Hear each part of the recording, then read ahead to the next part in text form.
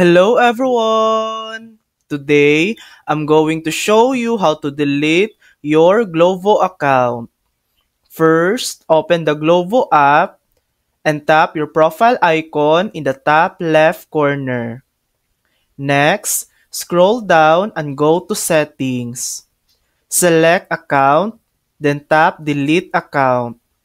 Glovo will ask you to confirm your choice because deleting your account will permanently remove your personal data, order history, and save payment methods.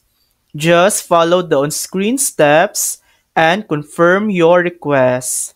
Once done, your account will be scheduled for deletion and you won't be able to log back in.